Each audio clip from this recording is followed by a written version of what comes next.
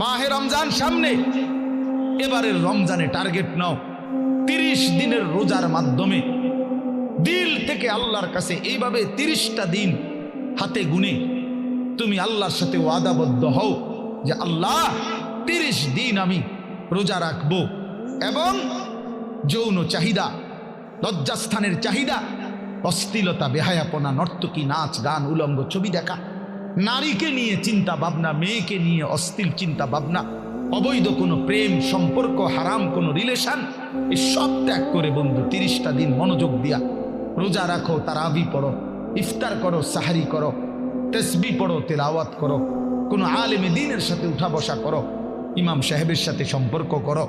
ইনশাআল্লাহ দেখবা আল্লাহ চাহে তো 30 দিনের মাথায় আল্লাহ বলেন লাআল্লাকুম তাত্তাকুন, আমি আল্লাহ ওয়াদা দিলাম মোমেন তোকে মুত্তাকি বানিয়ে দেব,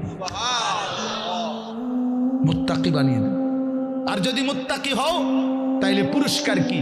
উইদ্দাত লিল মুত্তাকিন, আল্লাহ বলছেন জান্নাত বানানোই হয়েছে মুত্তাকিদের জন্য। 30 দিনে মুত্তাকি হবা, 30 দিনে জান্নাতি হবা।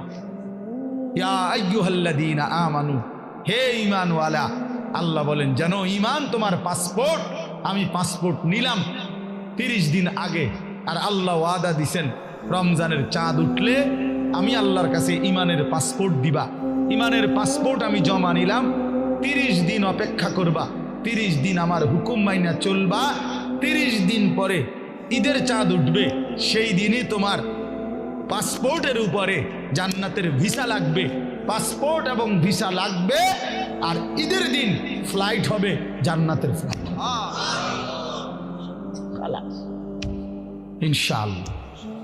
ইনশাআল্লাহ হাদিসে আছে ঈদের দিন আল্লাহ তাআলা ফেরেশতাদেরকে জিজ্ঞাসা করে, ফেরেশতারা বলো তো ওই ব্যক্তির প্রতিদান কি হইতে পারে যে তার পরিশ্রম, তার হুকুম, তার মনিবের আদেশ পূর্ণ আদায় করছে, যেই কর্মচারী তার কর্ম ঠিক মতো 100 পালন করছে, তো এখন তার বিনিময় কি হইতে পারে? ফেরেশতাদেরকে আল্লাহ বলবে ঈদের দিন, ফেরেশতারা বলবে মাওলা তো এটার বিনিময়তে এটাই আইওয়াফা আজরাহু, তার বিনিময় তাকে পূর্ণ দিবেন, পারিশ্রমিক পূর্ণ দিবেন, কারণ সে তার কর্ম পুরা করছে, অতএব পারিশ্রমিকও তো কি দিতে হবে? পুরা দিবেন, এটাই তো যুক্তির কথা।